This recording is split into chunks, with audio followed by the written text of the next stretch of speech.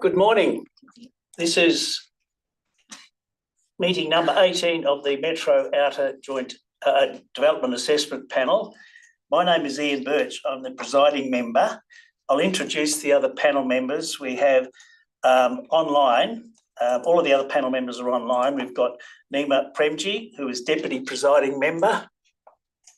Where's Nima? There she is. Hello, Nima. Diana Goldswain, who's specialist member. And elected members from the city of Shire of Mundaring, we have Councillor Luke Ellery and Councillor Prapti Mehta, and I hope that's near enough, Councillor Mehta, for the pronunciation. We've also got officers from the city. We've got, where are they? David and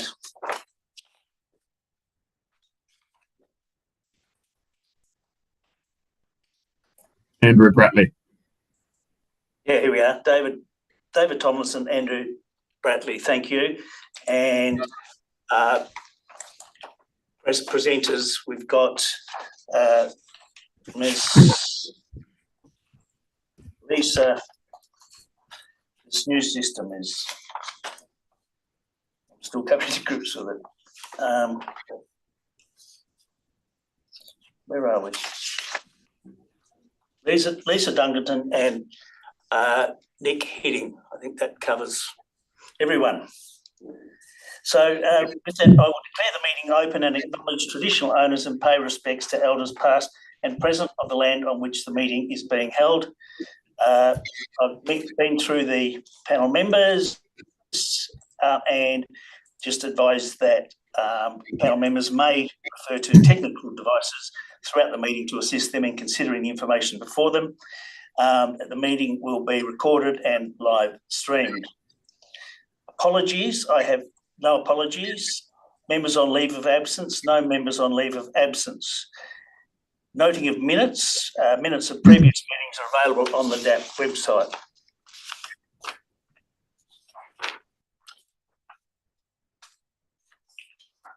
Next item is declaration of due consideration, and in seeking acknowledgement of the due consideration, we have had two R13 direction notices that we have received this morning, and in making your declaration, if you could indicate or bear in mind that we are including that information that we have received this morning. So panel members, by raising your hands, can you declare that you're familiar with the substance of reports and information provided? Thank you. Everyone's making that declaration. Disclosure of interest. I haven't received any. There's a standing one for Councillor Zattini council meeting, but we don't have that. Okay, so there's no late disclosures? I wish to make a disclosure. My sister-in-law is an employee of lot number, the one ending in 319, so a couple of doors down. So she's an employee of E-Kitchens. Okay, thank you. Have you got the address of that? I could look it up quickly. Oh, it's all right. Well, was it lot 19? We can. The one ending in 19. If we're assessing 21, it's the one ending in 19. But okay. Yeah, I think that was 319. 319, correct. Unit 1, 319, Great Eastern Highway. So you've got that clear? Thank you, Councillor Ellery. So that brings us to the item itself, which is for lot 95, number 323, Great Eastern Highway, Midvale, application for a service station. With deputations, I've accepted two requests for deputations. Firstly, we've got Ms. Lisa Dunkerton, and Lisa, you requested 5 minutes, which I have accepted. So over to you. Thank you very much. And thank you for allowing me the opportunity to address this panel today. The last time I made a deputation to this panel in April 2021, I was bullied by Mr. Reg Bateman, as the minutes will reflect, and then my microphone muted when I took exception to it. So it is my sincere hope that I am afforded a little more cordiality today. From the outset, let me say, in principle, I have no objection whatsoever to the building of a service station on Lot 95. My concern is with the conditions on the previous and current DAs referring to reciprocal rights of carriageway between my Lot 8 and the subject Lot 95. They state that an agreement needs to be formalised between the applicant of the DA, myself, and the Shire of Mundaring to formalise essentially an easement. Let me be unequivocal, despite posturing by some. There is no reciprocal right of carriageway between our lots. The car park in front of my shops, serviced by the crossover from Great Eastern Highway, is and always has been private property. Any previous understanding that may or may not have existed between original owners in 1988, some 36 years ago, would not and does not extend to transitional owners. A legal easement, as you would all understand, is a right or benefit that exists against a property as registered on the title deed, irrespective of who the owner is. Without such registration, there is no present day conferment of that benefit unless I agree to it. And my extensive legal advice is that I cannot be compelled to agree or sign anything. This panel was left in no doubt in 2021 that I did not agree with the condition, but they approved the DA anyway. Unfortunately for the current applicant, in my opinion, they appear to have been sold a property where the previous owner could not have helped but be aware the condition could not be met at that time.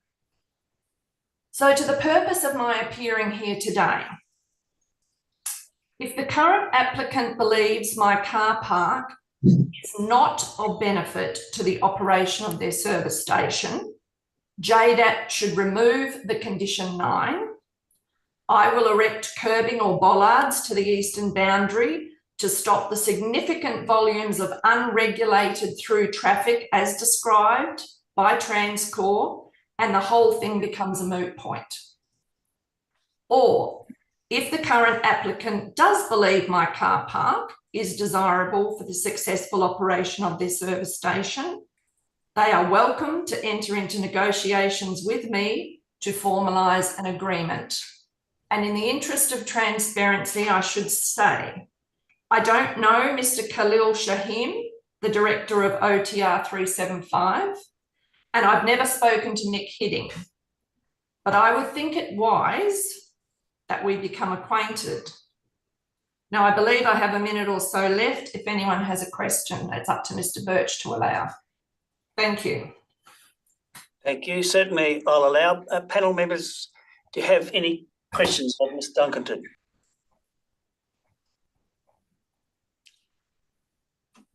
Yes, Councillor Mehta.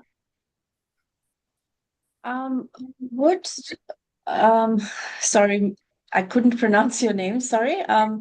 Would you please give me some more information on the type of conditions that you are willing to enter into, please? Well, I think that with respect, Councillor, I think that should be commercial in confidence between myself and Mr. Hidding or his employers. Thank you. Thank you. Councillor Ellery? Yes, on page 14 of the agenda, it does state that there was a previous condition that stated an agreement made between the property owner and the neighbouring property owners to the satisfaction of the council registration rights, the respective certificate of title to provide reciprocal access rights and reciprocal parking rights over adjoining lots. That was previous, and then it was then changed to what is current. What was the reason for that, to Miss Dunkerton's understanding, and was she in favour of the previous condition? Well, I'm sorry, who are you asking, me or are you asking Mr. Birch? I was asking you, although others may be able to. I'm sorry, it wasn't a question directed at me. So, if I understand you correctly, are you asking what my objection to formalising an agreement and therefore being able to fulfil that condition is? If I could help here, the question is that there was a condition on the 1988 approval that required arrangements for reciprocal access. I think Councillor Ellery's question was, I think you were party to that application at the time, and what was your position? Perhaps Councillor Ellery, if you could go on, your specific question was, what was Ms Dunkerton's position at that time? Oh, I see. Thank you for clarifying that. My position at the time was that there was an understanding between the three historical owners in 1988 that because of the nature of the businesses that were going to be in situ, that we would allow through traffic and reciprocal parking. There was also that Lot 8 had stormwater rights over Lot 6 and 7. Now, the owner of the Lot 95 at that time, Mr. John Milton, drafted an agreement that the three owners signed. Now, it was never registered against any of the title deeds, as was required by the Shire of Mundaring, and any agreement that existed at that time or subsequently was an understanding of just benefit to each of the owners there, but there was no legal enforcement of that. And as I said, I am the only original owner that was a party to that agreement. And because there is no registration on any of the title deeds, I cannot be compelled to sign anything now. And despite the Shire of Mundaring's statement in current documentation, the fact that it was not registered on the title deed does not enact it. Thank you. Any other questions? Yeah, Councillor Mehta. We will go to the officers as well if there's any questions, but we're with Ms Dunkerton at the moment. Yes, thank you. I come back to you again, Ms. Dunkerton. Again, asking a question which would help us as a panel to make a decision which is appropriate and which meets both parties' requirements. Those conditions that you are willing to enter into, it would help if we had some clarity as to what level of compromise you would be willing to consider. Well, perhaps I can best answer that, Councillor, by saying or giving you more of an insight into why the building of the service station concerns me so much. And also for you to understand that it's not just my concern, it is the concern of my lessees. That property has existed in its present configuration for over 3.5 decades. The volume of traffic that is present in that car park is entirely consistent with the type of businesses that are there now and existed in 1988. TransCore's own assessments have showed that they estimate 1,500 vehicles per day to that site, expanding out in the next decade to over 2,500 vehicles. Now, it is a nonsense to say that that volume of cars will not need to use the crossover to Great Eastern Highway in order to access the Bowsers and the retail shop, whatever they're retailing there, without having to queue onto Great Eastern Highway. So my first and primary and always has been concern is for my tenants, for the security and safety of their patrons. It's not a gazetted road, it's a car park and private property. Therefore, there is no one, to my understanding, that can supervise and enforce the speed of cars through there, the volume of cars through there, and the maintenance to the car park. You know, over the last 3.5 decades, I've spent considerable sums of money repairing potholes, stormwater drains, curbing, car park line marking, and so on. All these things would need to be discussed and looked at before some arrangement perhaps could be entered into where I was comfortable that my tenants, their patrons, safety was not going to be compromised, and that there was no potential diminution in the value of my property because of that arrangement with Lot 95. Thank you. Councillor Mehta, I think we've heard Ms Duggan's opinion on that. I don't know whether we can pursue that line any further. If no one else got a question, there's also, you've talked a lot about the southern side of the property, which is Great Eastern Highway. There's the rear access as well. And I understand your building, your property gets serviced from that. Do you have concerns about, or what's your feeling in relation to reciprocal access there, or are you opposed to all reciprocal access? You're quite right, Mr. Birch, in saying that my 2 units are serviced by the rear laneway, which again is private property. However, the movement and access to the rear of my 2 units comes ostensibly from the other street, which is, I'm just trying to think, we've got Victoria Street and the other end. Busby, that's right. So the construction of the service station, even though that laneway was no longer a thoroughfare from Busby to Victoria, does not affect my 2 units. Thank you. Okay. If there's no further questions, Ms Dunkerton, we'll now move to Mr Heading. Thank you, Mr Birch. We can't hear you at the moment, Nick.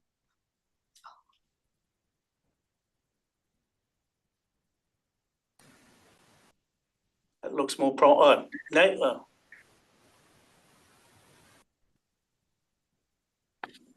Can you hear me now, Mr. Birch? Yes. Sorry about that. Thank you for the opportunity. We act for OTR 375, owner of this property, 323 Great Eastern Highway, Midvale. Relevantly, there's an approval in place for a service station development approved by this panel in July 2021, and that is valid till July 2025. So that approval can be acted on at any point in time. We have obviously a new proposal in front of you today, which is for the purpose of OTR, a slightly different operational layout compared to the previous approval. There's a responsible authority report with a recommendation for approval from the Shire, which we support. We've been working closely with the officers of the Shire and have responded to a number of issues during the assessment period, enabling the Shire to recommend approval. And as set out in my submission, we've got a couple of comments. The main one, condition 15, being the pylon sign heights. Condition 15 currently requires the pylon sign to be limited in height to 6 metres. And as I set out in my submission, the discussion in the RA indicates that the 2021 approval included the same condition, but that's not correct. The condition on the 2021 approval, condition 18, required the pylon sign to be limited in height to 9 metres, and was on this basis that our client prepared plans with that previously approved sign height. And I provided the way in which that decision played out in my submission. So we seek the DAP to delete condition 15 and simply just approve the plans as they are, because they show the height to be 9. And in respect of, excuse me, in respect of condition 9, the reciprocal rights of access, this project has been predicated based on the previous approval, of course. We are willing to, of course, negotiate in terms of the access rights. Our starting point, obviously, is that the previous discussions and agreements form the basis of that, and the Shire will have to comment on whether there's needing to be, compliance action on the previous historic approval to actually formalise those rights. But as a starting point, we are willing to negotiate to ensure that access rights are available. The way in which condition 9 will play out is up to the panel. There's obviously the previous approval, the 2021 approval, that has the condition. The panel has to consider whether it's appropriate to impose a condition that involves a third party. Obviously, that's clear for the panel to, and the panel understands how that has to play out. But as a starting point, we're obviously willing to negotiate on that point. Other than that, we are happy with the recommendation as it stands and look forward to the panel's approval this afternoon. Happy to ask any questions. Perhaps before we go any further, are you aware of the additional information received by way of a letter from Main Roads? Yes, thank you for the reminder, Mr. Presiding Member. I've seen 2 documents this morning. One was the request for further information from yourself in relation to acoustic items, and I believe the Shire has provided additional conditions dealing with the acoustic matter, and we've had a look at that quickly, and we don't have any problem with those additional conditions being imposed. The comments in relation to the adjacent owners in terms of double glazing and roller shutters, we stand by our commitment to assist that neighbouring property owner to do that work. That was part of our offline negotiations with that owner, and we're still committed to facilitating that outcome. So we don't have any problems with those additional conditions, and we stand by our commitment in that respect. In terms of the Main Roads submission, very late, I must say, received, that was dated yesterday, 11th of June. So the previous Main Roads submission was not a recommendation. It was explained that Main Roads is unable to provide a recommendation, so they haven't provided a recommendation. This letter received yesterday, look, it raises some matters that the panel and the Shire may have to discuss today. However, we're of the view that all the movements have been designed according to what's required and based on the previous approval for the similar service station. So, the fuel tanker, for instance, enters and exits to Victoria Parade. No issue there. So we'll leave the panel to deliberate that. Thank you. So panel members, any questions of Mr. Heading? Yeah, Councillor Ellery.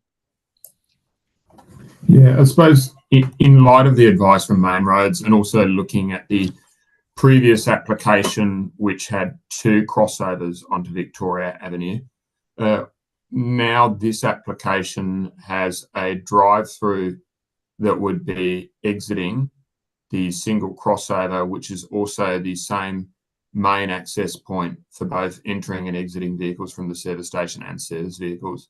So it seems like it's a massive point of congestion. Why was it that additional crossovers on Victoria weren't considered, as was the case for the previous application?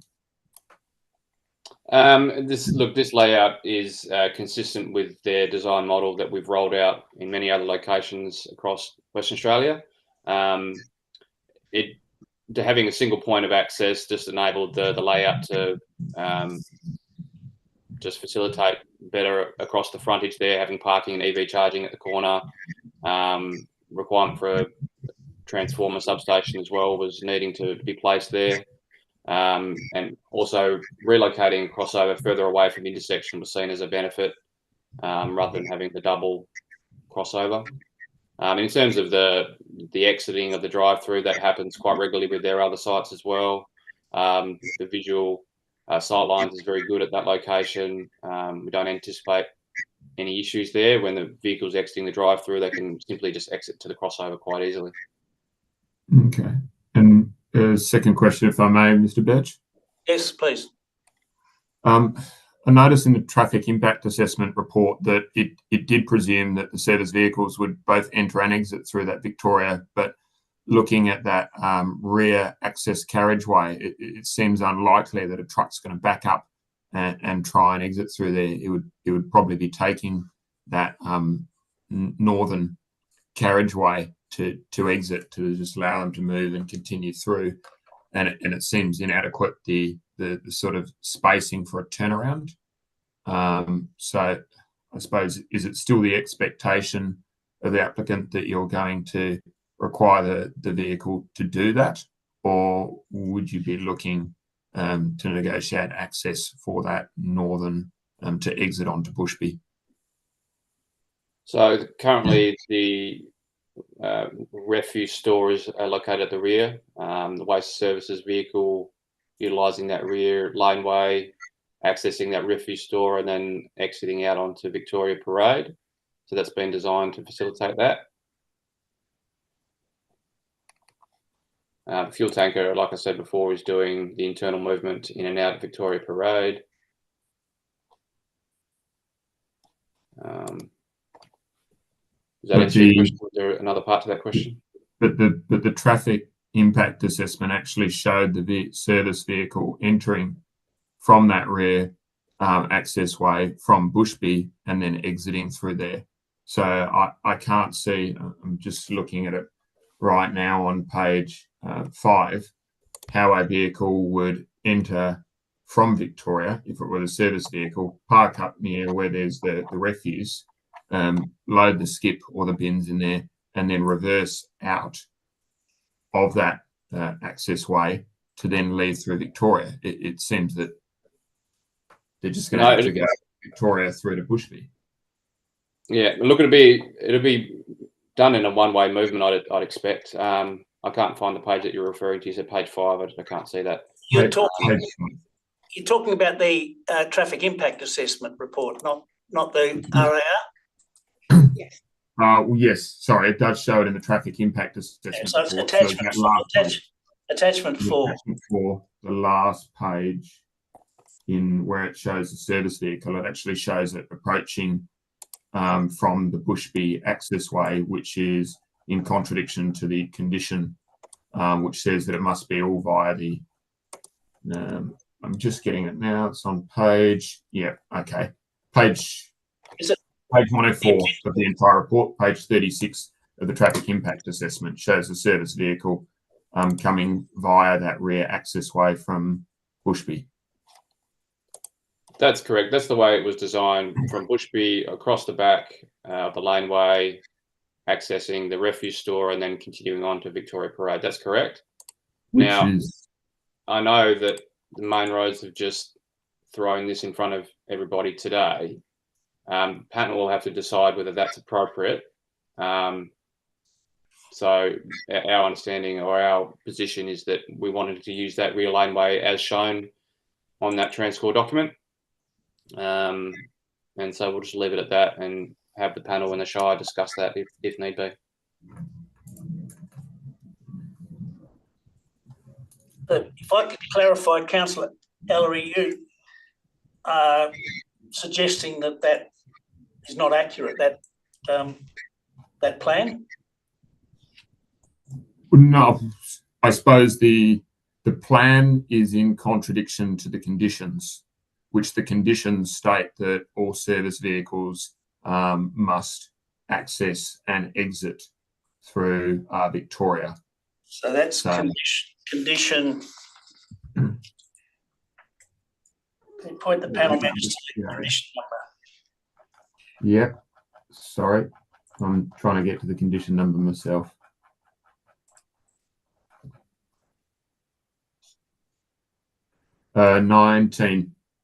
Condition 19, all service vehicles, including fuel tankers, must enter and exit via Victoria Parade. So the traffic impact assessment report shows the fuel tanker entering and exiting via Victoria Parade, but not the service vehicle. So I suppose I would be of opinion to amend condition 19 to say that, you know, all fuel tankers must enter, but then and just to that point, it was in our reading that was really what the condition was intended for, but perhaps the Shire could weigh in on that. So we accepted. Normally you have a condition relating to fuel tankers only, because it's a very specific movement. So we're happy for that to be reflective only of the fuel tanker, and perhaps take out all service vehicles from that condition.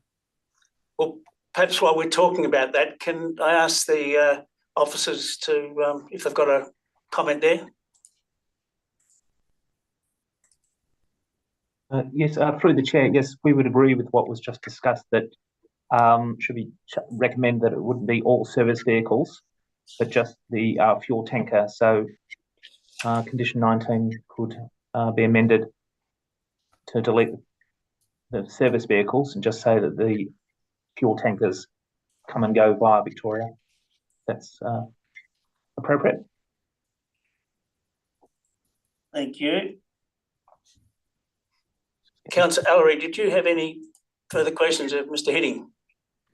Yeah, just the one further one, and it was again on the traffic impact assessment. It seemed that it didn't assess any vehicle movements from the west. So it sort of mentioned that it wasn't looking at those that might be entering to the servo through Bushby or through that. Maybe it also included that western crossover. I was just driving through the area the other day myself, and I suppose that I could see that that wouldn't be the case, that there would be vehicles accessing it through Bushby. Was there a reason why that was excluded? Look, unable to comment on that particularly. I'm obviously not the author of that report, and not a traffic consultant myself. Look, they look at the traffic generation widely, and look, I agree with you that in reality there will be movements occurring from multiple locations. As you know, as humans, people drive wherever they can and want to get to a certain location, particularly on roads like Great Eastern Highway. So this is not uncommon. If you look up and down Great Eastern Highway, there's many cases that have this. You know, sometimes they're formalised, sometimes they're not. We have many proposals like this, many service station proposals that have been designed and facilitated this way with, you know, preclusion from having Great Eastern Highway access directly from each property. Having shared access across these frontages is quite normal. So, yeah.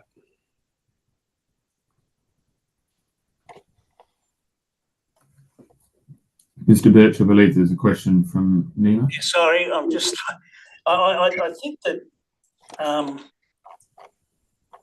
my reading of the traffic impact assessment, figure 12, it does show some vehicles, but very few using that crossover. But anyway, yes, Nima, you had a question?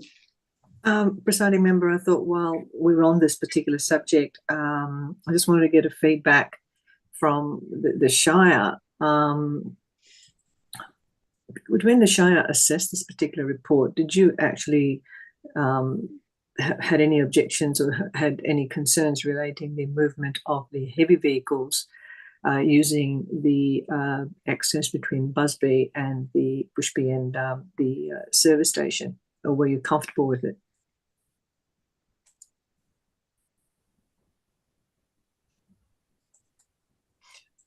Can I just clarify? You're talking about tankers or Tankers.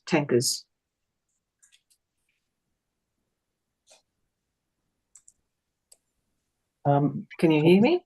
Yes, was that directed to the Shire? Sorry. yes? Yes. Oh, With the sorry. comment that Nick just made, and with the comments that Councillor Ellery has just made, when your traffic engineering department or engineering department would have assessed that particular report, their focus on the heavy vehicle, that's what I'm talking about, heavy vehicles, your fuel tanks, your service delivery trucks, using that particular laneway between the access way between Bushby and the site.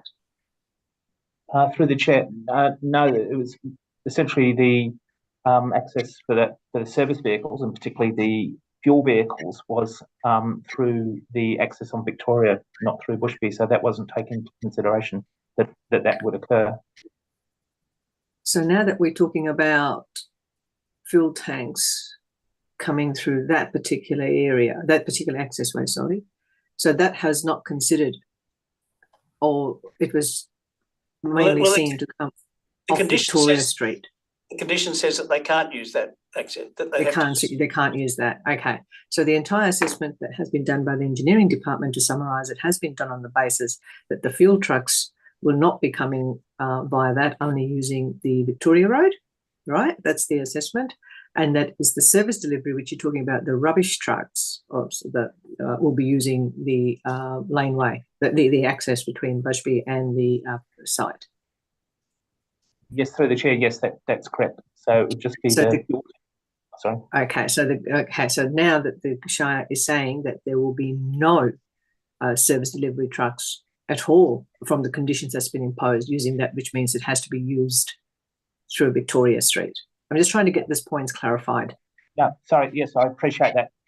No, the two different vehicles. The fuel tanker would only exit and arrive via Victoria, whereas the service vehicle, which would be the rubbish truck, there would be no issue with that coming through the crossover from Bushby, from the west, to come through there. So the fuel tankers would only come and go via Victoria, whereas the service vehicle collecting rubbish, that would be okay to be coming off Bushby.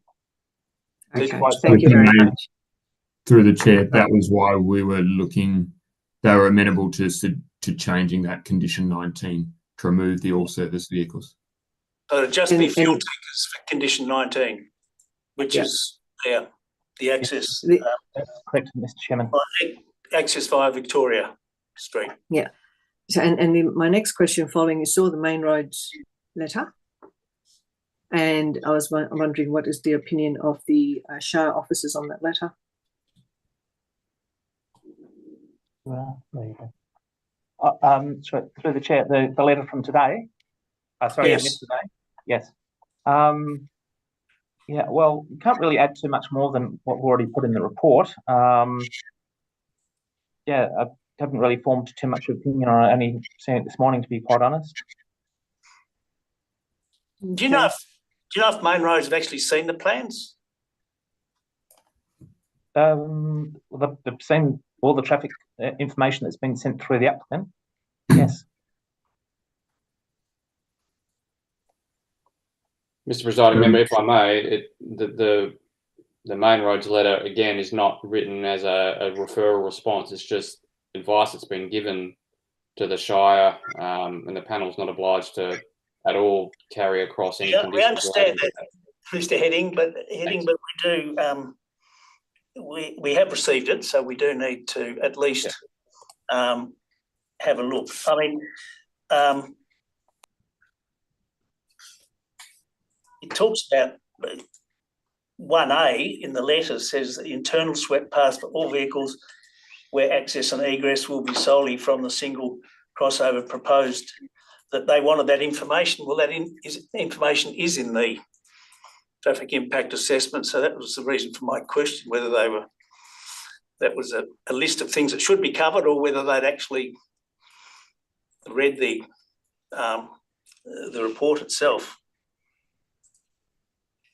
And similarly with C, trip distribution, that seemed to be well covered in the That's correct. transport impact assessment, and yet it's queried there. So, Correct.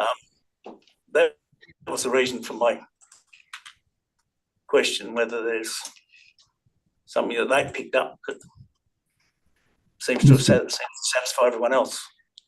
Mr. Birch, there was I had asked some of these questions of the director, who had advised in response to point 2 of Main Road's comments, which was about the potential for obstruction of vehicle views. And his advice to myself, the officers and Councillor Meadow was that he said, if the DAP approved the application, the following condition could be included, and it was details being provided as part of the building permit application demonstrating that the location of the future substation will allow for adequate vehicle sightlines.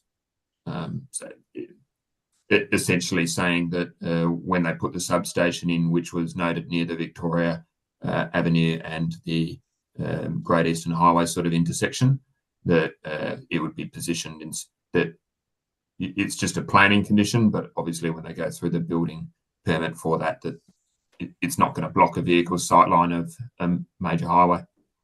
Yeah, thank you. That's point 2, which I was coming to myself, but yeah, you're right. I did have a query on that. Thank you for clarifying that. Mr. Hidding, you got any comment on that in relation to meeting a condition like that? Yeah, I'd be happy to accept a condition on that. The detail's not quite there yet with the design and layout of the substation. That detail will be forthcoming, and we could submit that, like you say, prior to building permit being issued. That information is furnished to the Shire to confirm that the sightlines are acceptable. No problem with that. Thank you. If the Shire can come up with some wording, perhaps, for the panel to consider that. Thank you. Panel members, we sort of crossed between the officers and Mr. Hidding, but I think for continuity of particular issues, that's probably the best way of handling it. So any more questions of either Mr. Hidding or the city's officers and on any other aspect of the application? Jeff, Nima. And then I've seen you, Diana, you be next. I was going to ask the city officers, they seem to have disappeared. Something's happened. Uh-oh. That would be the Wonderful Hills reception. They're in the Shire. I hope they get back. Can they get back online? Because my question was to them. Yeah. They've just dropped off the call. Sorry, we just got a bit of a pause here while we try and retrieve the officers from the city, from the Shire of Mundaring.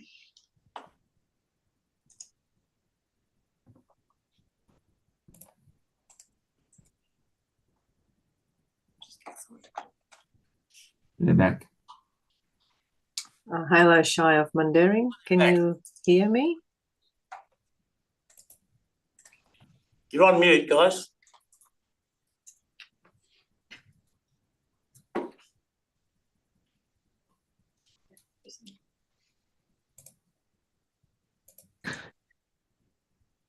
Okay. Can you hear me? They're frozen now on my screen. Yes. Yeah, they're frozen on mine as well.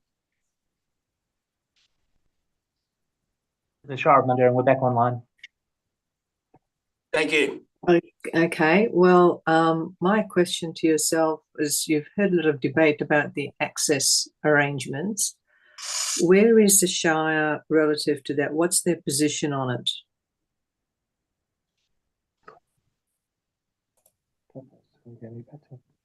No. We're not.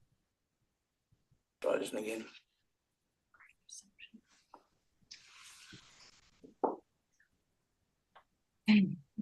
Maybe worth Andrew turning the camera off if it's of any use. That help? Sometimes it does, yeah. They can hear us. Andrew or David, can you try turning your camera off?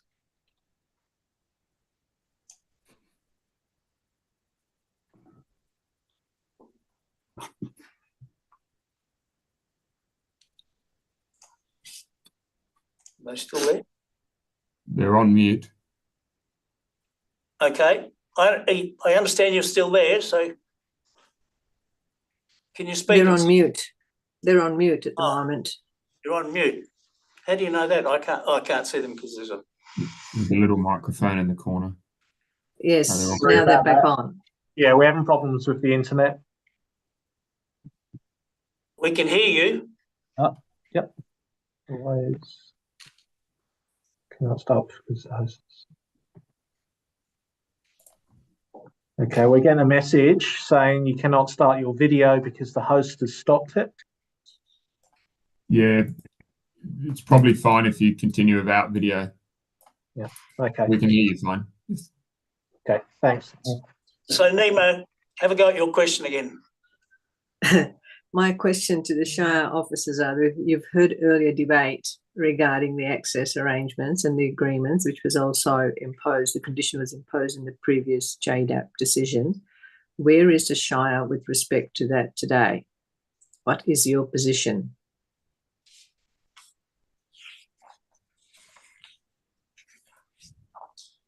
I'm very sorry, could you please repeat that?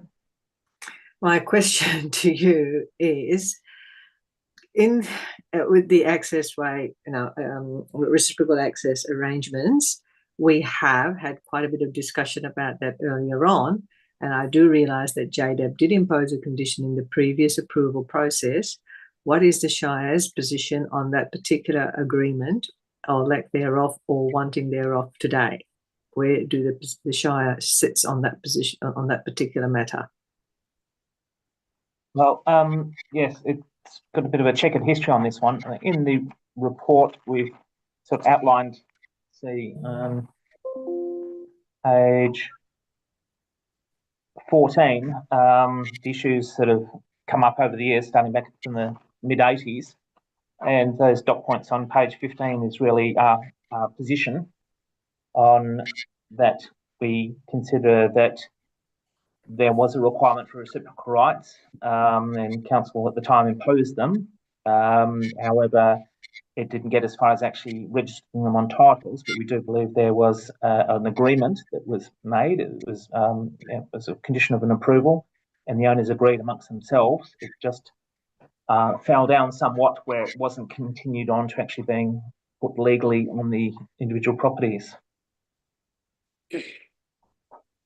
And I gather that Shire still has that requirement to date? Yes, that's correct. Okay. And the Shire, was it also a third party to the previous agreement, or they weren't? From what my understanding is you weren't, but you want to be now? Yes, you're correct in the first statement. We weren't party to that agreement. The landowners at the time did that amongst themselves. We did get a copy of that. Right. It doesn't necessarily follow that council has to be a party to the agreement. I'd probably like to seek legal advice on that, because if council was party to an agreement, at least if there was the potential for landowners to all go away from the agreement, council would probably be of the mind at the time to say, no, we want the agreement to stay. So, yeah, I think there'd be benefit for council to be part of the agreement if there was one placed on there. Yeah. So hang on. So my understanding is you've imposed a condition where you want to be a party to a particular agreement, and yet the council has not received its own legal advice? No, sorry, I'm confusing things, sorry. Yeah, we didn't get the legal advice from the agreement that the landowners did back in the early 80s. We haven't, our requirement would be for the, if the condition was imposed, we would ask that we become party to that agreement. Nima, advice 4 says that in respect of reciprocal access, it acknowledges that general reciprocal access arrangements are already in place between the landowners. However, this agreement requires review relative to the revised building footprint / access over the subject site, and for the Shire to become a party to the agreement. So, and that is an advice, so it's not a binding condition, but it does suggest that That might be the Yeah, Shire. I do realise with condition 9 and also complementing that is advisory note number 4. So that's what I was just trying to get those to understanding that the condition has been imposed and then you've got an advisory note. That's all. I was trying to understand the link between the condition 9 advisory note. But thank you. Yes. I've got no further questions at this point. Thank you. Thank you. Diana, you had a question. If you can remember back that far. Yeah, no, it was the same question actually. I was just wanted to know what the council's, the Shire's opinion was about the reciprocal arrangement on the southwestern side of the facility, and whether they had an opinion on the points that Mrs. Dunker raised. Sorry if I got your name wrong. Dunkerton, rather. But it seems that we're still a bit unclear on that. Thank you. Yeah, Andrew, David, it was a condition of approval in 1988, and that condition remains as valid today as it did when it was imposed on the application. But it appears as though it hasn't been fully complied with and that it hasn't been put on the titles. Has the Shire considered any enforcement action or any remedy to that? Yes, that's correct, Mr. Chairman. No, we haven't considered any legal action per se. We wanted to see how this approval would go to consider, but at the moment we haven't given any consideration whether we'd go back to seek any legal remedy to enforce those conditions. Thank you. So I'll just refer to my notes.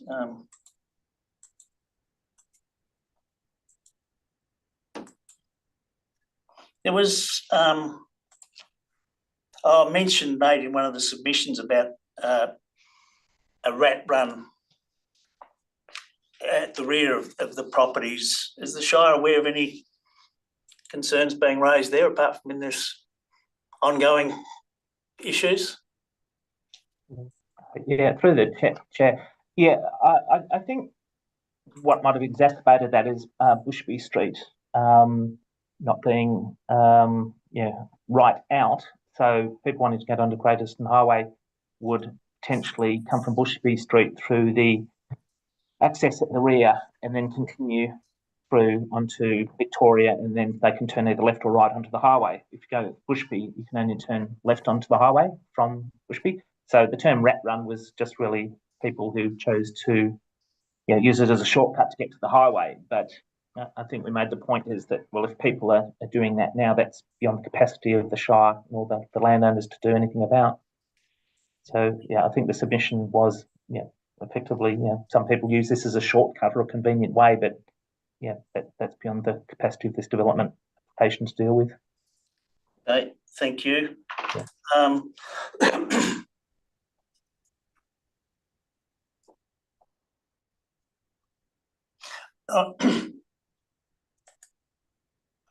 No, I don't have any further questions, I don't believe. So, panel members, are we ready to move to the item? Is there any more? Are there any more questions? No? Thank you. Well, we'll move to the item, which, as I said before, is lot 95, number 323, Great Eastern Highway, Midvale, application for a service station. We have a recommendation to accept the application and to approve it subject to a number of conditions. Do I have a mover and a seconder for the motion? Moved, Councillor Ellery. I have a seconder. Moved, Councillor Mehta. Thank you. Councillor Ellery as the mover.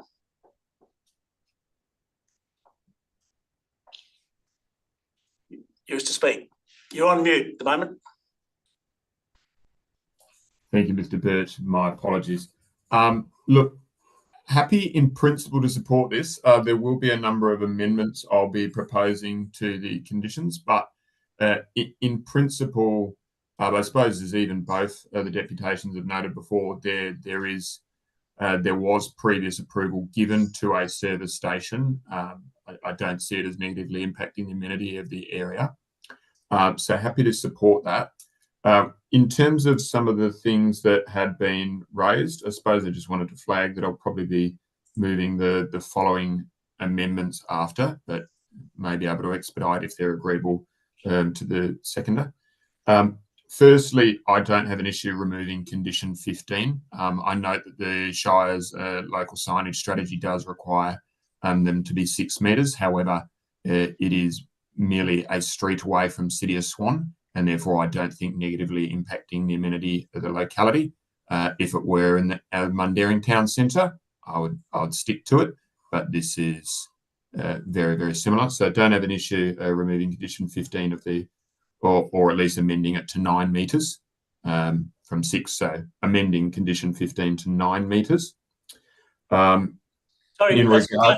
as we go through them, I'll ask the seconder if the seconder agrees, and then we can include it as part of the motion. Okay. Some of them might need discussing individually, but so Councillor Mehta, are you happy with that one? The removal of condition 15, did you ask? I'll amend it to 9 metres because that was what the previous approval had said. So the pylon must not be taller than 9 metres. Thank you. Well, we can include that as part of the motion. Carry on. The other one was the addition of what was proposed by our Shire director with respect to the substation with the building permit, which was an additional condition that stated details. So the following condition includes details being provided as part of the building permit application, demonstrating that the location of the future substation will allow for adequate vehicle sightlines. If that's been captured by the minutes, otherwise I'm happy to repeat that. I did forward, I was trying to forward it to the DAP Secretariat. But I think we've got the gist of it, and perhaps, if you can just forward it for the minutes, but I think we've pretty well got it. Again, Councillor Mehta, you happy to? I think we probably can include that one. That seems to. Yeah, happy with that. Okay, and then the last one. Sorry, we've just got some interference here. We're good now. Yep. Oh, we're good now. I was opening the meeting again. Yeah. And the last one was, you can see on page 14, there was a previous condition. That was the condition 12, which was the prior to the commencement of use, the landowner applicant shall enter into a binding agreement with the Shire, which provides for the establishment of reciprocal rights of access for easement in gross with the lots 1 and 8 Great Eastern Highway. Legal agreement shall be prepared at the cost of the applicant, satisfaction of the Shire, and include terms which give effect to the reciprocal rights of the access at the time when either agreement between relevant landowners can be achieved or when development occurs on the adjoining properties. So that was on the page 14 of the report. That was the previous condition 12. Perhaps we might deal with that one separately. I think it would be wise. Okay. If I could just talk to that briefly. We'll consider that foreshadowed, and then you can move that if we get once you get to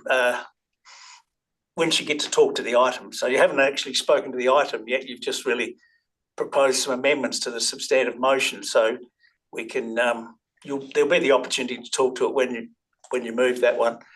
Then we got a question.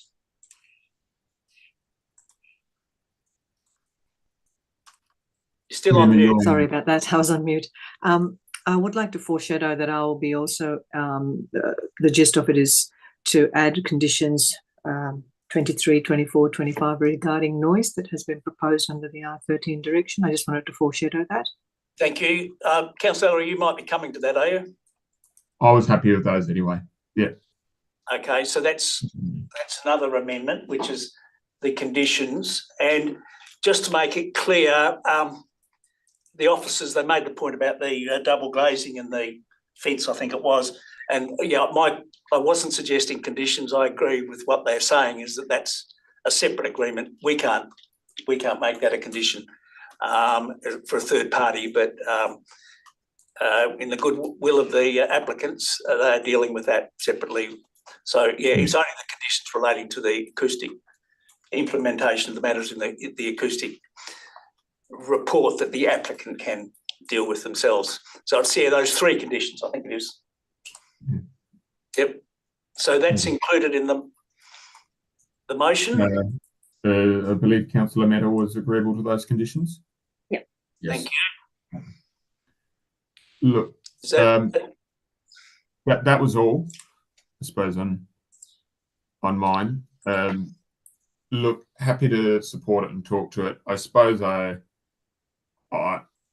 think that it would be problematic without properly addressing that condition 9, and I think the main reason why it would be, admittedly, I'm talking to the motion, but noting it's a shortcoming, is that previous application sort of had a dual crossover, and therefore one could reasonably expect, oftentimes in a survey, vehicles enter through one entrance and exit through another.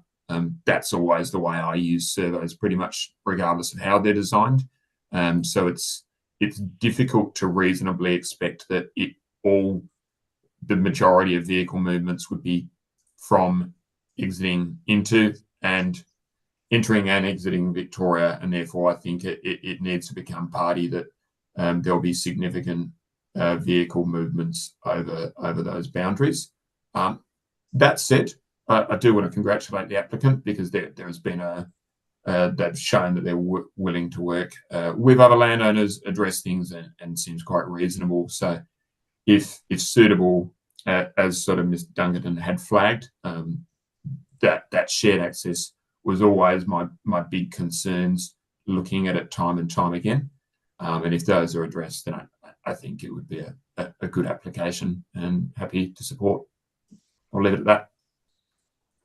Okay, thank you. Councillor Meta as the seconder of the motion. Thank you. Look, I mirror what everything Councillor Ellery has said.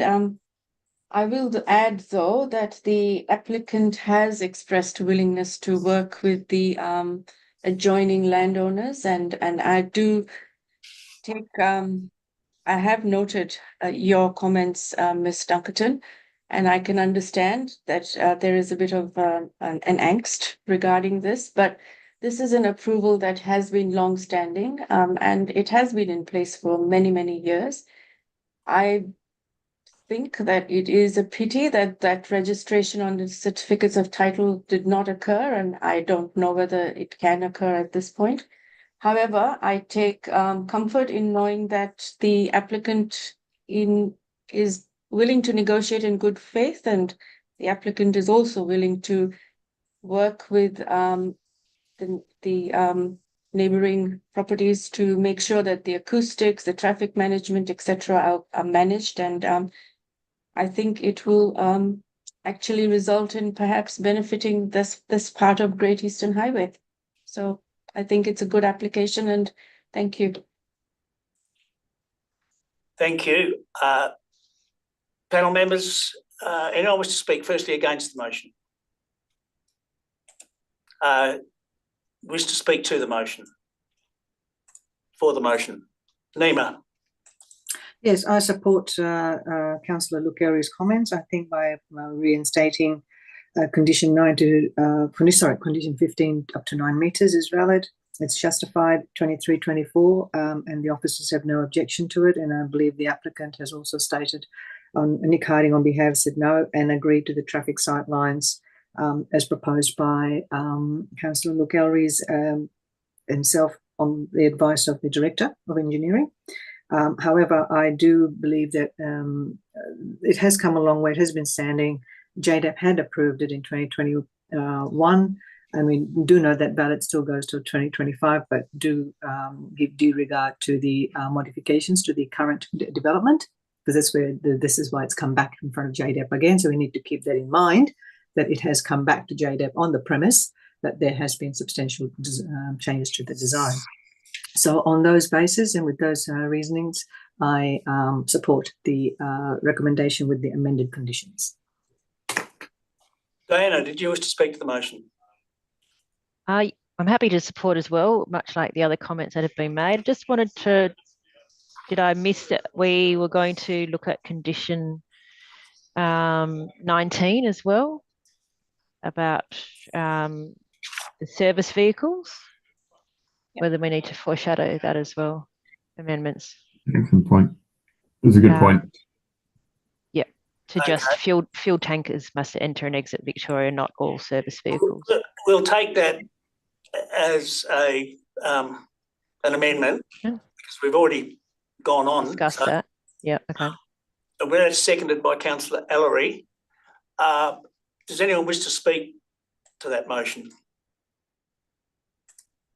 So I'll ask if everyone's in favour of that. That's amending condition 19 to just to be clear, to apply it to the fuel tankers serving the service station, and not take out all service vehicles. Okay, thank you. Everyone's in favour of that. Did you wish to speak any further? Thank you for that. You're on mute, Dinah. Nothing further to add. Thanks. Thank you. Yeah, I'm also supporting the motion as amended. As we've moved on, I should have picked it up earlier, but I'm just wondering if, with advice note 4,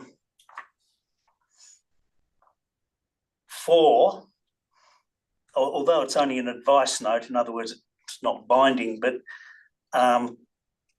wondering whether we might just say that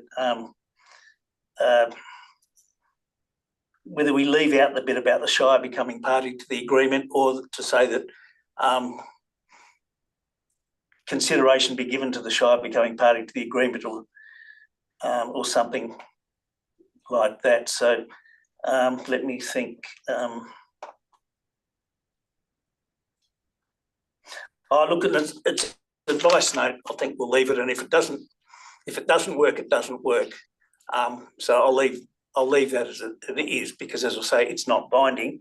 But I guess, and look, I understand the submission from Ms. Dunkerton, but the reality is that, as I say, this, albeit it's 30-odd years old or more, it remains as valid today as the day it was imposed. These planning decisions, once they're made, are enduring for as long as the development or the property exists as it has. So our understanding, or my understanding, is that it remains in place, but it has been left open by the absence of if you like, formalisation.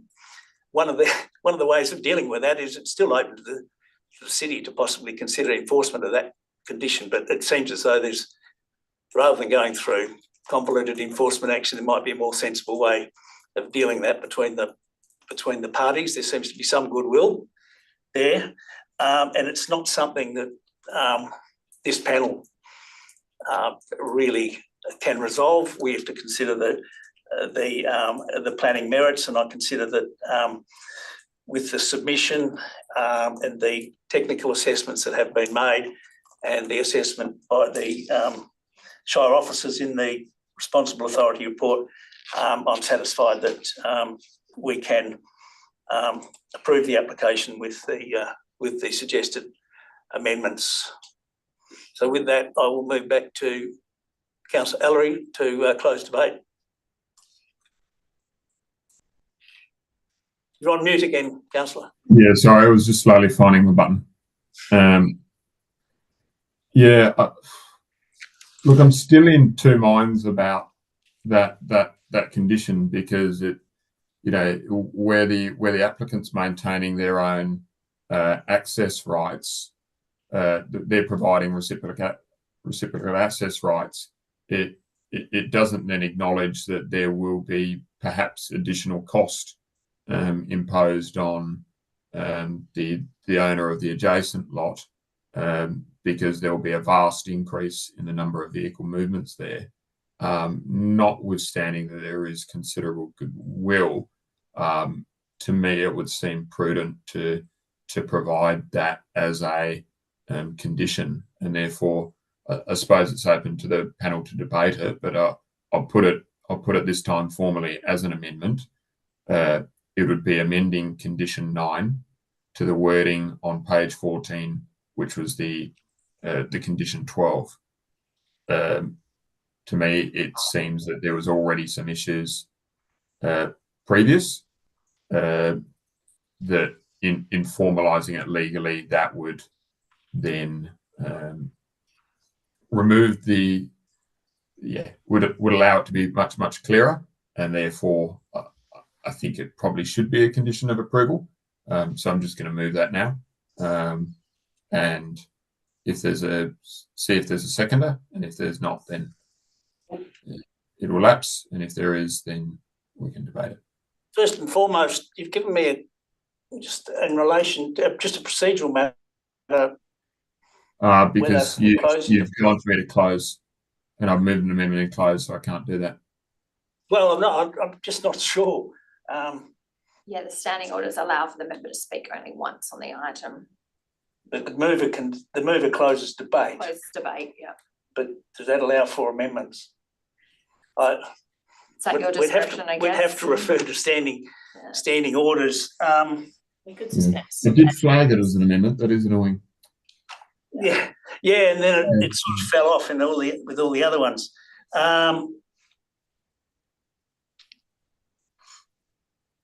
We could suspend standing orders in the interest of this being. Yeah, but then we still have to determine. You have to determine the inside standing orders. It was mentioned, so it's at your discretion whether you allow him to. Okay. Well, that motion. Yeah. Look, let's. I'll allow it. But I'm not sure. I don't have the previous decision right in front of me. So I think we probably need to just see. You're proposing replacing the recommended condition with the one that was in the previous approval. Is that right? Previous proposed, but then changed. Recommendation, not the one that was adopted. Because I think correct. On page 14, there's a condition 12, and then the report then notes that the JDAP amended that condition 12 to you're talking, on page 15, and so I'm saying responsible authority report. Correct, in the responsible authority report.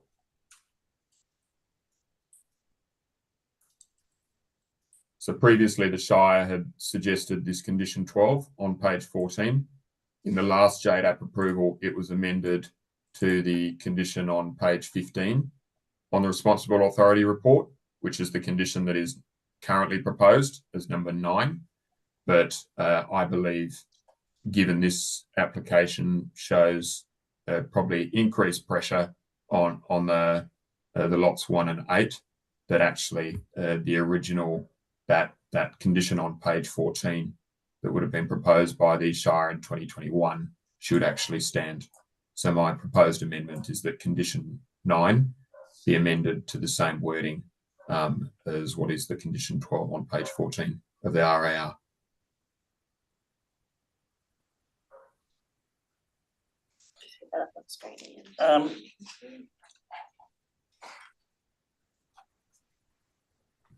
Just down the way a little. Yep, you're on it. So it's an agreement being made between the property owner and the to the satisfaction of the council. That's the one you're talking about. Prior to the commencement of the use, the landowner applicant shall enter into a binding agreement with the Shire, which provides for the establishment of reciprocal access rights.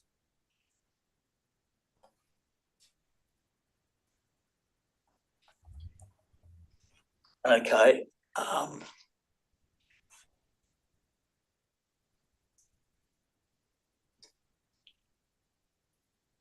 So what you were saying before was the 1988. Yeah, I'm looking at the decision to amend it, and the reason given, which says the service station landowner must maintain and allow reciprocal access of rights over the adjoining lots 1 and 8, which is now a different lot number, but we're talking about the same properties. And the reason given was the condition is simply reaffirming existing access rights enjoyed by the 2 immediately adjoining properties. Given these access rights remain, a further legal agreement is considered to be unnecessary as drafted in the RAR. This condition is somewhat ambulatory in that it lacks certainty as it relates to undetermined future events concerning other property owners. Anyway, so Councillor Ellery, it's your motion. Did you wish to speak to it further? No, I'll leave it at that. Thank you. Well, do we have a seconder for that motion? I have a question, please. Yes, Councillor Mehta. My reading of that condition 9, sorry, the one that currently stands, and the reading of this condition, which was previously agreed to on page 15, they pretty much mean the same thing. So what is it that we're actually asking for? A legal agreement? Is that what we want? This condition doesn't require a legal agreement. It just says that maintain and allow reciprocal access rights. So are we looking at a risk of a change of ownership when a new owner may not? I mean, and can a new owner then have to comply with an agreement which was made with the previous owner? I mean, unless it's a certificate of title. Service station landowner, so whoever that is at the time, I guess. Yes. So what is the benefit of such an agreement, a formal legal agreement? That's a question of you, Councillor Ellery.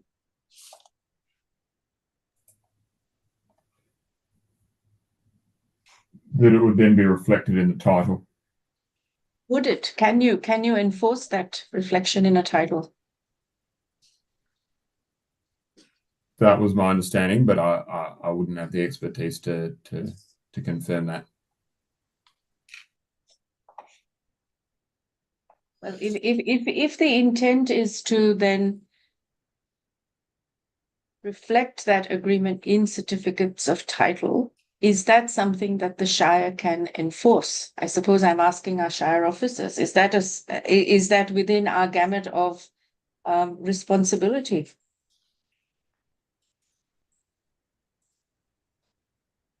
Shire officers have disappeared somewhere. Yeah, they still there? I thought the meeting was. Yep, sorry, we're still here. Yes.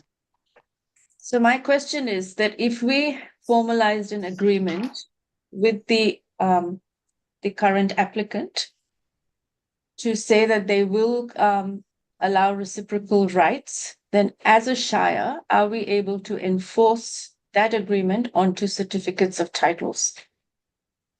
Yes, through the chair. The intent was that the agreement would require the landowner of the subject site, if and when reciprocal rights came formally on the adjoining sites, that they would not stand in the way of it. So we can't make them get an agreement with the adjoining landowners. But yes, we would want this to be put on the certificates of title. But the problem we have at the moment, which has come through the debates today, is that we can't compel the owners of the other 2 sites to enter into these agreements. However, in the future, if there was redevelopment on those sites, we would definitely require a reciprocal rights agreement, and that condition would require the owner of the subject site to not stand in the way of it and saying, yes, you must have a reciprocal rights access through there.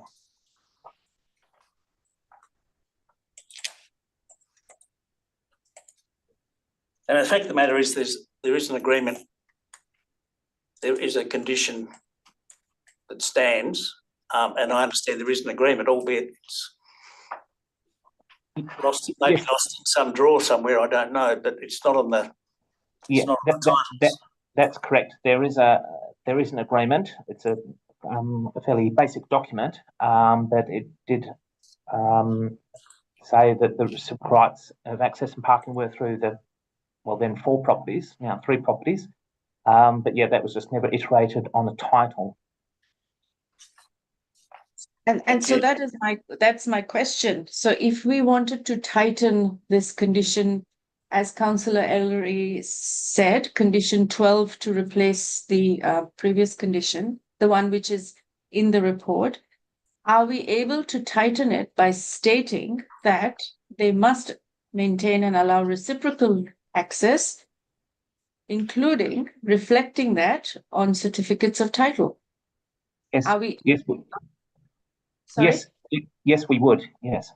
In fact, just through the chair, by way of background, a separate approval was granted for the amalgamation of the property. When the service station was approved the first time around, it was over 2 properties, and a condition, when it went through the planning commission, the amalgamation, this condition was, or a similar condition was put on the planning commission. So our intention has always been that these would go on the titles. And in fact, the landowner at the time, the previous landowner, had quite substantive legal documents drafted up that included, this level of detail in it. All right. In that case, I support, through the chair, I support Councillor Ellery's. Well, we're looking for a seconder, Councillor Mehta. Are you seconding the motion? Can I second it with amendment? Yes. So I second it with an amendment. And would you like me to say what my amended state? Yeah, we'll then have to see if the mover agrees with that, but you can do that. So I agree with Councillor Ellery. I second his motion to replace the current condition 9, I believe, with condition 12, which is on page 15, with an amendment to state that. So I will read out the whole condition. The service station landowners must maintain and allow reciprocal access of rights over the adjoining lots 1 and 8 Great Eastern Highway, including registering these agreements on the certificate of title with a diagram. Including registering these agreements on certificates of title. So that's quite a bit different from the one that Councillor Ellery is moving. So you're looking at adding to the condition as presented in the current responsible authority report. Yes, because I think it would satisfy both Councillor Ellery as well as tighten from a legal perspective that we haven't got a second, we haven't got formal motion yet, so then you'll get an opportunity to speak to it. If Councillor Ellery, you've put a motion forward, it's been suggested that it almost could be considered a different motion, although it does have a similar intent. So can I have your response to that? Yeah, I'm just a little bit confused as to which one Councillor Mehta was referring to. So Councillor Mehta, on page 14 of the RAR, it says condition and then 12. This is under when the previous application to the service station was determined by JDAP in 2021. The following condition and advice was imposed, condition 12. What you read seemed substantially different unless you were starting from midway through that condition. So I read the amended condition on that when that was put up in 2021 to JDAP. That condition on page 14 was then subsequently amended to the condition on page 15. Understood. And there were a number of observations there. So my proposal is that that condition on page 15 would stand the way it is written, but also include a requirement for this agreement to be reflected on certificates of title, registered on a certificate of title. So I think we'll split this. Let's just see if Councillor Ellery wants to replace condition 9 with the condition that was recommended on the previous application for a service station, which has been displayed on the screen. Do we have a seconder for that motion? No, but you don't. You said you don't. No, not fully. No, well, I was going to move. If this motion is not seconded, then you can put forward your motion then if you want to.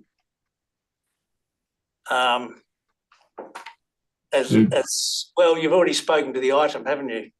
So, yes, Nima, you've got a question. I've got a question. I've got a question, please. Yes.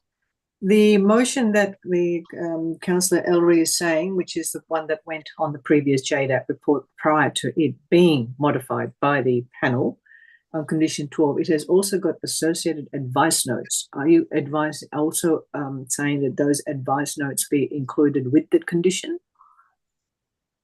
If you read on. That's to Councillor Ellery? Yes. Just asking. I'm just trying to get a clarification because he's only talking condition 12, but there's advice notes associated with that condition. Yeah, those advice notes may need to replace some of the existing advice notes. Okay. All right. So I've got a point of standing orders clarification, please, if someone could help me. I'm a bit confused in this debate here at the moment. We did the first movement with deleting of condition 15, addition of 23, 24, 25, and the one that was been done by, proposed by Councillor Luke Ellery. On those ones we have voted on, or have I lost that somewhere along the line? No, we haven't voted yet. Oh, okay. Councillor Ellery was closing debate and he wanted to add another. That's right, add on another one. Okay, all right, thank you. Thank you. Yeah. So the other ones we finished with. Well, we haven't voted on them, but we've finished debating them. Okay, all right. So we're talking about the condition 9 being replaced by the condition 12 as was in the JDAP report that went in July 2021. Yep. That's the amendment. And if I may clarify as well, Chair, it is the one that is on page 14, which was originally proposed. And also, I just checked those advice notes are currently within the current proposed advice notes. You're talking about D and E on 14 and 15. They're currently they're already there. There's no change required. Those D and E advice notes are already in the current. Okay. Okay, so it's just the motion, just the. Yeah. As a presiding member, I'm happy to second the proposed amendment by Councillor Luke Ellery, and just to add to it, I think it should be somewhere in that condition. I think we can foreshadow or amend to it that it be registered against the titles. I think that can capture the whole debate that we've had so far. So we can put condition 12 as was in the original JDAP report and add to it a sentence after the last one where it says access full stop, we can put in that the agreement to be registered on the title. So you're seconding the motion with that, and you agree Just with that with that change, just adding in those few words at the end. You're happy with that? Yes. Okay. So did you wish to speak to the motion now that we've got one on the table? No, I think there's been enough debate. So I think it just captures the debate that has been put very quickly and simply. Yes. Does anyone wish to speak against the motion? Well, I will speak against the motion. Firstly, the condition as in the RAR that we're looking at adopting probably arguably doesn't need to be there, because reciprocal access already exists. The problem we've got is we're wrestling with is the condition wasn't fully satisfied at the time it was proposed. So I had tossed up whether to add or repeat the condition that we had before, given that I'd moved that one back in 2021. But yeah, I don't know whether it's necessary to go to these lengths with this application. I think it needs to be sorted out largely between the owners. So I don't support the amendment. But no one else wanted to speak, so I'll move back to the seconder, the mover, to close debate on that. Yes. Look, I think just trying to capture and give some sort of certainty. Neva, you're not moving it. Councillor Ellery is. You're seconding. Oh, sorry. Yeah, I forgot. Sorry. Sorry. No. Thank you, though. Look, I appreciate Neema's addition, and I appreciate that it sort of captures what Councillor Manor was moving. I understand your hesitancy with respect, presiding member, Mr. Birch, but I think the deputation from Ms. Dunkelton has sort of shown, look, if you keep doing what you've done, you'll keep getting what you got, and therefore it's necessary to have this legal certainty, so that therefore there's a clear understanding between all parties going forward, because evidently she's given deputation that her own legal advice says that this can't be presumed upon, and therefore I think that's more than reasonable for this to go forward, and that's why I'd stand by that original condition with the amendments as proposed by Neema. So I'll leave it at that. Thank you. So I'll put that amendment. All those in favour? That's 4, and I'm voting against it, so that's carried 4-1. Thank you, Councillor Ellery. Now, did you have any more to say on the motion itself? Nothing more. So I'll put that motion with all those amendments. All those in favour? That's carried unanimously. Thank you very much. And so that basically concludes the business before us. We've got no Form 2 applications, nothing to report on SAT reconsiderations. I haven't received any advice on general business, so with that I will close the meeting at 2:38 p.m. and thank everyone for their participation and attendance. Thank you very much. Thank you. That's all. Thank you for the curveball, Councillor Ellery. Thank My you. apologies for not being fully informed on how to deal with that one, but I think we've done it.